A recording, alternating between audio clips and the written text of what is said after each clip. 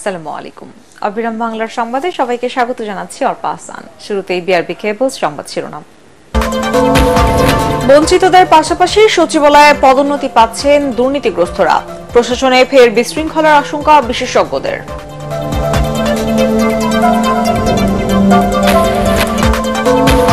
শুধু ছাত্র জনতার আন্দোলনে গণহত্যা নয়, বাংলাদেশে ঘটা সব নৃশংসতার উৎস খুঁজে বের করতে জাতিসংঘের সহায়তা চান ডক্টর ইউনূস। চিঠি দিয়ে অনুরোধ। শিক্ষকদের পদত্যাগ করানোর নামে সারা দেশে যা হচ্ছে তা সমর্থনযোগ্য নয়, বললেন সার্জিস আলম। আইন হাতে তুলে না নেওয়ার আহ্বান। এবং আসন্ন ফাউন্ডেশনের ত্রাণ তহবিল 100 কোটি টাকা ছাড়ালো। 3 ধাপে ব্যয়ের পরিকল্পনা জানালেন শায়েখ আহমদুল্লাহ।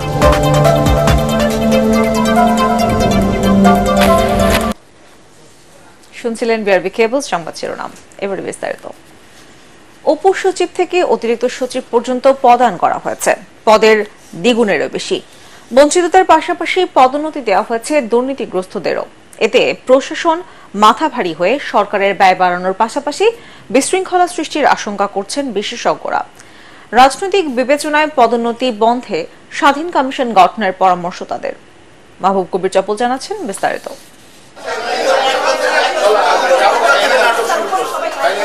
গত 16 বছর অনেকটা থমকে ছিলেন কাজের কবিরাজরা, তবে পদ বাগিয়েছেন দলবাজরা।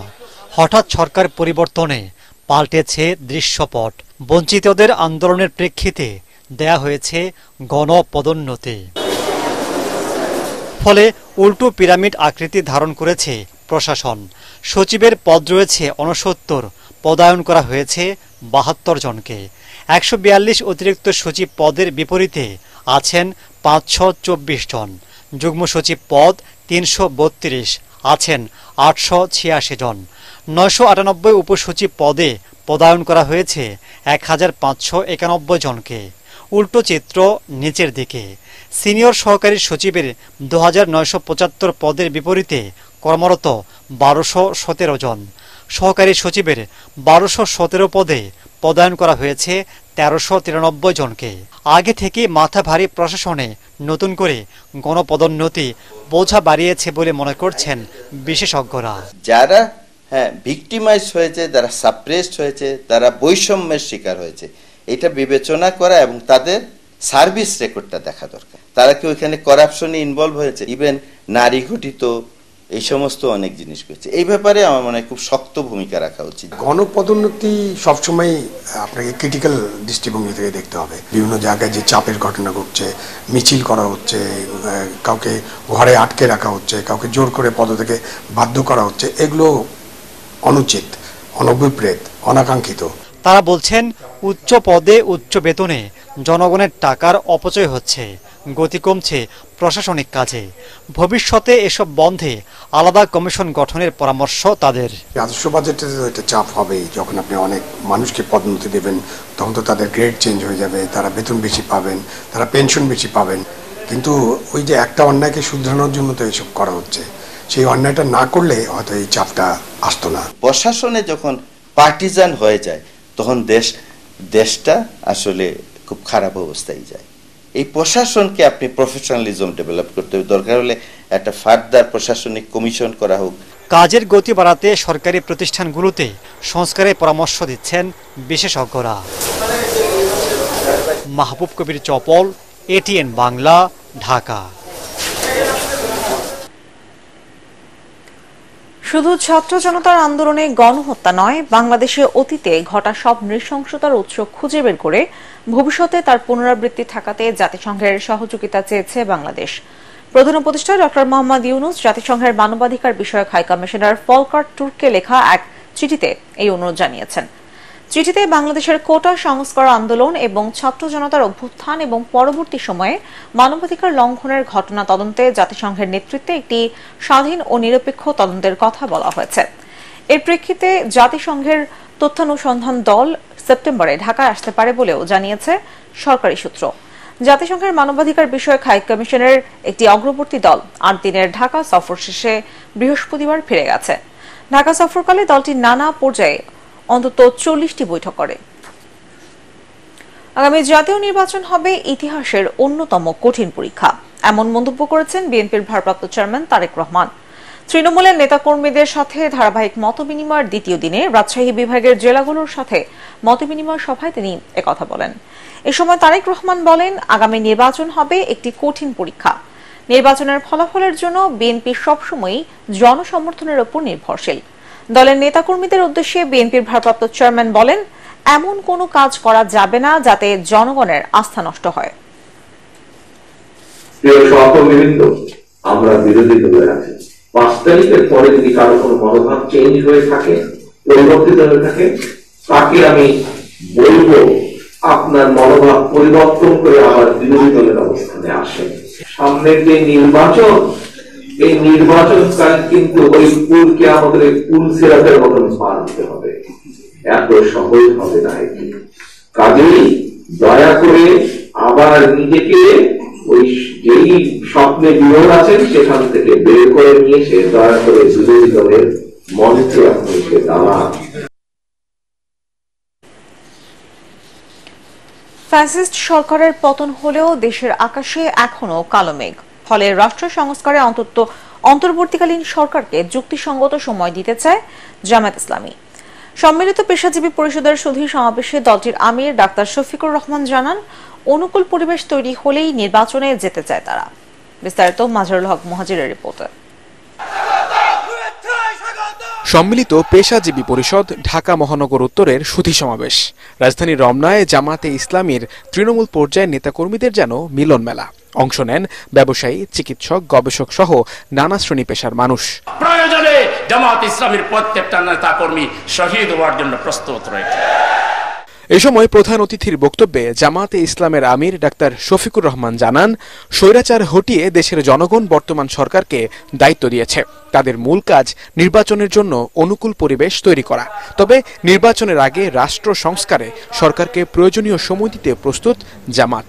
জনতার এই আমানত আমাদেরকে বহন করতে হবে এবং তার প্রতি সম্মান দেখাতে হবে। যখনই অনুকূল পরিবেশ তৈরি হয়ে যাবে, তখন একটি অর্থবহ, গ্রহণযোগ্য, সুষ্ঠু নির্বাচন জাতিকে উপহার দিয়ে তারা আবার তাদের স্ব কর্তব্যের জায়গায় চলে যাবে। আমাদের আকাশ এখনো কালো মেঘ মুক্ত হয়নি। বাংলাদেশের মানুষকে হয়তো আরো অনেক ত্যাগ স্বীকার করতে হবে। অনুষ্ঠানে ছাত্র জনতার প্রতি কৃতজ্ঞতা জানিয়ে আবেগ আপ্লুত হয়ে পড়েন জামাতের এই আমির। বলেন, সরকার জামাত শিবির নিষিদ্ধের মাধ্যমে ছাত্র জনতার আন্দোলনকে নস্যাৎ করতে চেয়েছিল। আওয়ামী লীগের সেই পাতা ফাঁদে পা দেয়নি জামাত। 1 মাস আগে যা কল্পনা করিনি, আল্লাহ তাআলা নিজেই তার কুদরতি খাজানা থেকে এই জাতিকে একটা মহা উপহার দান করছে। তোমার এই মেহেরবানি শুকরিয়া আদায় করার শক্তি আমাদের নেই। তারপরে তোমার সেখানে ভাষায় বলবো আলহামদুলিল্লাহ রাব্বিল আলামিন। এ সময় সাংবাদিকদের গঠনমূলক সমালোচনা করার আহ্বান জানান তিনি। বলেন, 15 বছরের অপসাংবাদিকতার পুনরাবৃত্তি চায় না তার দল। সাংবাদিকরা হচ্ছেন ওয়াচডগ, তারা উপর থেকে সবকিছু দেখার চেষ্টা করেন। গত 15 বছর, 15.5 বছর মাজহারুল হক মুহাজির, এটিএন বাংলা, ঢাকা। দায়িত্ব পালন করতে পারেননি। শিক্ষকদের পদত্যাগের নামে সারা দেশে যা হচ্ছে তা সমর্থনযোগ্য নয় বলে মন্তব্য করেছেন বৈষম্য বিরোধী ছাত্র আন্দোলনের সমন্বয়ক সার্জিস আলম। নিজের ফেসবুক আইডিতে দেয়া এক পোস্টে সমন্বয়ক সার্জিস জানান, কেউ যদি ফ্যাসিস্টদের ক্ষমতার অপব্যবহার করে অন্য শিক্ষক বা শিক্ষার্থীদের সঙ্গে অন্যায় করে, তাহলে নিয়মতান্ত্রিকভাবে আইনের মধ্য দিয়ে তদন্ত সাপেক্ষে তার বিচার হোক। যারা উদ্দেশ্য প্রণোদিতভাবে এই কাজগুলো করছে তাদের উদ্দেশ্যে আপনারা তদন্ত কমিটি গঠন করুন। প্রয়োজনে ওই সকল শিক্ষার্থীদেরকে আপনারা আইনের আওতায় নিয়ে আসুন যারা এই কাজটি করছে। কারণ ওই সকল শিক্ষার্থীরা, ইভেন আমিও কোনো অথরিটি না, আমারও কোনো এই অথরিটি নেই যে আমি আইন নিজের হাতে তুলে নিব, কিংবা আমার এমন কোনো অথরিটি নেই আমি একজনকে পদত্যাগ করতে বাধ্য করব। সেই জায়গা থেকে আমাদের স্পষ্ট যেটি বার্তা, সেটি হচ্ছে পুরো বাংলাদেশকে আমরা যদি এগিয়ে নিয়ে যেতে চাই তাহলে শিক্ষার একটি সুষ্ঠু পরিবেশ থাকবে। এবং এই পরিবেশের সবচেয়ে গুরুত্বপূর্ণ যে দুটি স্টেক হোল্ডার, একটি হচ্ছে আমাদের সম্মানিত শিক্ষক আর একটি হচ্ছে আমাদের যে শিক্ষার্থীরা। বন্যার্তদের সহায়তায় আসুন্না ফাউন্ডেশনের ত্রাণ তহবিল 100 কোটি টাকা ছাড়িয়েছে বলে জানিয়েছেন প্রতিষ্ঠানটির প্রধান শেখ আহমদুল্লাহ। এই অর্থ 3 ধাপে বন্যার্তদের জন্য ব্যয়ের ঘোষণা দিয়েছেন তিনি। সোনা ফাউন্ডেশনের এই প্রকল্পে কয়েক হাজার স্বেচ্ছাসেবী দিনরাত কাজ করছেন বলেও জানান আহমদুল্লাহ। খায়রুল ইসলামের রিপোর্টে বিস্তারিত। বন্যা কবলিত এলাকায় মানুষদের পাশে দাঁড়ানোর জন্য প্রতিদিনই রাজধানীর সাতারকুলের আসুন্না ফাউন্ডেশনে ছুটে আসছে হাজারো মানুষ। স্বেচ্ছায় স্বতঃস্ফূর্তভাবে তারা করছেন খাবার প্যাকিং, লোড আনলোড সহ নানা কাজ। সারাদিনে পরিশ্রম করেও মানবিক এ সেবার কাজে খুশি স্বেচ্ছাসেবকরা। বন্যা পীড়িত মানুষের জন্য তো আমাদের সবাইকে এগিয়ে আসতে হবে। তো যখনই বারবার বলতেছিল যে এখানে অনেক লোক প্রয়োজন, লোক নেই, দেন হচ্ছে আমি চলে আসছি, আমার বন্ধুদেরকে বলছে, ওরাও আসছে। মানুষের জন্য কাজ করা, আল্লাহর সৃষ্টির জন্য কাজ করা, এটার মধ্যে যে আনন্দ, এটা আমি নয়, আমার সব ভাইয়ের কাছে জিজ্ঞাসা করেন, তারা একই উত্তর দিবেন যে আমরা একটু খেদমত করতে পারি, আল্লাহর জন্য আসছি, যেন আমাদের দ্বারা তারা একটু উপকৃত হয়। গতকালকে আমি একটা জায়গায় গেছি, প্রায় 2 কিলোমিটার আমি নৌকা বয়ে গেছি, তারপরে দেখছি যে 7টা ফ্যামিলি, তাদের চকি পর্যন্ত পানি এখনো আছে। আসুন্না ফাউন্ডেশনের চেয়ারম্যান শাইখ আহমদুল্লাহ বলেন, বন্যায় ক্ষতিগ্রস্ত মানুষদের জন্য তাদের তহবিলে দেওয়া মানুষের সহযোগিতা 100 কোটি টাকা ছাড়িয়ে গেছে, যা নজিরবিহীন বলেও জানান তিনি। 100 কোটি টাকা ব্যয়ের একটা আমরা পরিকল্পনা করেছি, যে 30 কোটি টাকা অলরেডি আমাদের খাদ্য সামগ্রী এবং অন্যান্য সামগ্রী কেনাতে ব্যয় হয়েছে, আর 30 কোটি টাকা আমরা খরচ করব গৃহায়ন প্রকল্পে, যাদের ঘর নির্মাণ করে দিতে হবে। সেখানে আমরা কয়েকটা লেয়ারে কাজ করব। সামান্য ক্ষতিগ্রস্ত হয়েছে তাকে হয়তো 10,000, একটু বেশি ক্ষতিগ্রস্ত হয়েছে তার 20 বা 30,000, আর যাদের একেবারে ঘর নিশ্চিহ্ন হয়ে গেছে তাদেরকে হয়তো আমরা 1 লাখ টাকা খরচ করে আমরা ঘর নির্মাণ করে দেবো ইনশাআল্লাহ। আর 30 কোটি টাকা আমাদের খরচ করার পরিকল্পনা হলো কৃষি এবং ব্যবসার ক্ষেত্রে যারা ক্ষতিগ্রস্ত হয়েছেন তাদেরকে পুনর্বাসন করার ক্ষেত্রে। আর 20 কোটি টাকা আমরা খরচ করতে চাই শিক্ষার ক্ষেত্রে, কারণ শিক্ষার ক্ষেত্রে ব্যাপক ক্ষয়ক্ষতি হয়েছে বাচ্চাদের। দেশ ও মানুষের কল্যাণে আসুন্না ফাউন্ডেশন এমন সেবা কার্যক্রম অব্যাহত রাখবে বলেও জানান আহমদুল্লাহ। তাহলে এই দেশের ধর্ম বর্ণ নির্বিশেষে সমস্ত মানুষ দিন শেষে ইনশাআল্লাহ উপকৃত হতে থাকবে। খায়রুল ইসলাম, এটিএন বাংলা, ঢাকা। দুর্গোৎসবকে কেন্দ্র করে কেউ নাশকতার ষড়যন্ত্র করলে ছাড় দেওয়া হবে না বলে সতর্ক করেছেন যুব ও ক্রীড়া উপদেষ্টা আসিফ মাহমুদ। জন্মাষ্টমী উপলক্ষে ঢাকেশ্বরী জাতীয় মন্দিরে আলোচনা সভায় তিনি কথা বলেন। আসন্ন দুর্গাপূজায় কড়া নিরাপত্তার আশ্বাস দেন ধর্ম উপদেষ্টা ডক্টর আফম খালিদ হাসান। ঐশী গোস্বামী প্রমার রিপোর্টে বিস্তারিত। শ্রীকৃষ্ণের জন্মাষ্টমী উপলক্ষে ঢাকেশ্বরী জাতীয় মন্দিরে আলোচনা সভার আয়োজন করে বাংলাদেশ পূজা উদযাপন পরিষদ ও মহানগর সার্বজনীন পূজা কমিটি। সভায় যুব ও ক্রীড়া উপদেষ্টা আসিফ মাহমুদ বলেন, একটি কুচক্রী মহল দুর্গাপূজাকে কেন্দ্র করে সাম্প্রদায়িক সম্প্রীতি নষ্ট করার ষড়যন্ত্র চালাচ্ছে, তাদের কঠোর শাস্তির হুঁশিয়ারি দেন তিনি। দুর্গাপূজা আয়োজনকে বাধাগ্রস্ত করার অনেক ধরনের ষড়যন্ত্র চলছে। আমরা স্পষ্টভাবে বলতে চাই, যারাই এদেশের সাম্প্রদায়িক সম্প্রীতিকে বিনষ্ট করার জন্য ষড়যন্ত্র করবে, পরাজিত ফ্যাসিবাদী শক্তি অথবা অন্য যে কেউ যদি এই ধরনের কোন ষড়যন্ত্রে লিপ্ত হয়, এই সরকার তাদেরকে ছাড় দেবে না। দুর্গাপূজার প্রতিটি মণ্ডপে কঠোর নিরাপত্তা দেওয়ার আশ্বাস দেন ধর্ম উপদেষ্টা ডক্টর আফম খালিদ হাসান। আমাদের এই সরকারকে বিব্রত করার জন্য এক শ্রেণীর মতলবী মানুষ মাঠে নেমেছে, এগুলোকে আমাদের রুখতে হবে। এ সময় নির্বাচন কমিশনের সংস্কারের পর সুষ্ঠু নির্বাচন অনুষ্ঠানের উদ্যোগ নেওয়া হবে বলেও জানান অন্তর্বর্তীকালীন সরকারের এই দুই উপদেষ্টা। আমি দেখব কে তাদের বাড়িঘর ভাঙে, কে ওয়াল ভাঙে। ঐশী গোস্বামী প্রমা, এটিএন বাংলা, ঢাকা। ভারত বন্ধু রাষ্ট্র হলে ফারাক্কাবাদ বন্ধের মাধ্যমে বাংলাদেশকে মরুভূমি বানানোর চেষ্টা করত না বলে অভিযোগ করেছেন ইসলামী আন্দোলন বাংলাদেশের আমির মুফতি সৈয়দ মোহাম্মদ রেজাউল করিম। ভারতীয় পানি আগ্রাসনের প্রতিবাদে রাজধানীর শাহবাগে ইসলামী ছাত্র আন্দোলন বাংলাদেশের উদ্যোগে আয়োজিত ছাত্র সমাবেশে তিনি একথা বলেন। এ সময় দলটির আমির আরও বলেন, বাংলাদেশ সীমান্তে এমন এক শক্তিশালী বাঁধ তৈরি করতে হবে যাতে পানির জন্য ভারতের ওপর নির্ভর করতে না হয়।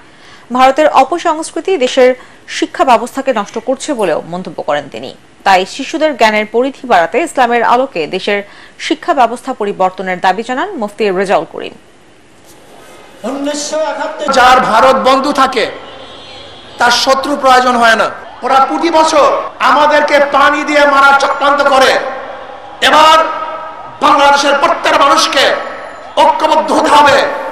বাংলাদেশের উপর থেকে এমন এক শক্তিশালী বাঁধ নির্মাণ করব, যে বাঁধের মাধ্যমে ভারত পানি নিয়ন্ত্রণ করবে না, বরং বাংলাদেশের মানুষ পানি নিয়ন্ত্রণ করবে।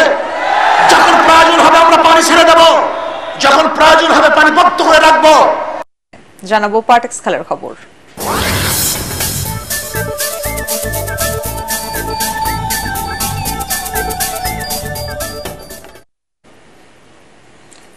লর্ডস টেস্টের দ্বিতীয় দিন শেষে শ্রীলঙ্কার বিপক্ষে 256 রানে এগিয়ে আছে স্বাগতিক ইংল্যান্ড। অ্যাটকিনসনের ক্যারিয়ারের প্রথম সেঞ্চুরিতে লর্ডস টেস্টের প্রথম ইনিংসে ইংলিশরা 437 রানে অল আউট হয়। জবাবে ব্যাট করতে নেমে ইংলিশ বোলিংয়ে দিশেহারা শ্রীলঙ্কা 196 রানে অল আউট হয়। দলের পক্ষে সর্বোচ্চ 74 রান করেন কামিন্দো মেন্ডেস। দ্বিতীয় ইনিংসে ব্যাট করে দিন শেষে 1 উইকেটে 25 রান তুলেছে ইংল্যান্ড।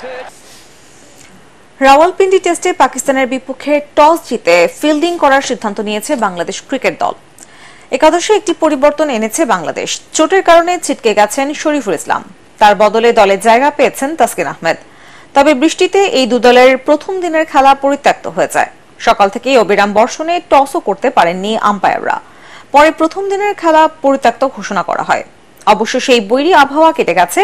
2 ম্যাচ সিরিজের প্রথম টেস্ট 10 উইকেট জিতে পাকিস্তানের বিপক্ষে 1-0 এগিয়ে আছে নাজমুল হোসেন শান্তর দল। দুটি প্রীতি ম্যাচ খেলতে ভুটানে পৌঁছেছে বাংলাদেশ ফুটবল দল। দুপুরে ড্রুক এয়ারলাইন্সের একটি ফ্লাইটে ঢাকা ছাড়ে লাল সবুজের প্রতিনিধিরা। সন্ধ্যায় পৌঁছায় তারা ভুটানে।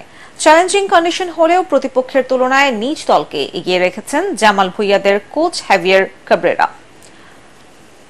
তরুণ এবং অভিজ্ঞদের মিশেলে ভালো ফল প্রত্যাশা করেছেন তিনি। ভুটানের বিপক্ষে জিতে ফিফা র্যাঙ্কিংয়ে উন্নতি করতে চায় বাংলাদেশ।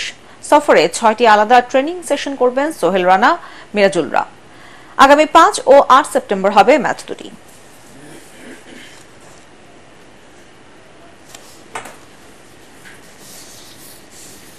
শেষ করার আগে বিআরবি কেবল সংবাদ শিরোনাম জানাবো আরেকবার। বঞ্চিতদের পাশাপাশি সচিবালয়ে পদোন্নতি পাচ্ছেন দুর্নীতিগ্রস্তরা। প্রশাসনে ফের বিশৃঙ্খলার আশঙ্কা বিশেষজ্ঞদের।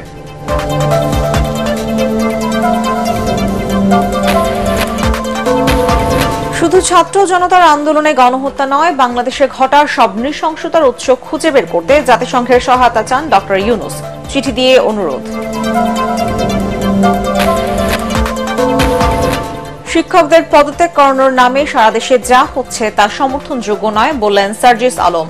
আইন হাতে তুলে না নেয়ার আহ্বান।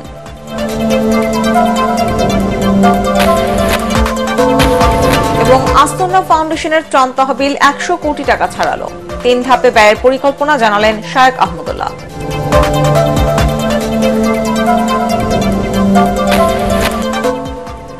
পরবর্তী সংবাদ দেখার আমন্ত্রণ জানিয়ে এখনকার মতো শেষ করছি। এটিএন বাংলার সংবাদ ইউটিউবে দেখতে ব্রাউজ করুন youtube/18 বাংলা নিউজ। ধন্যবাদ সবাইকে।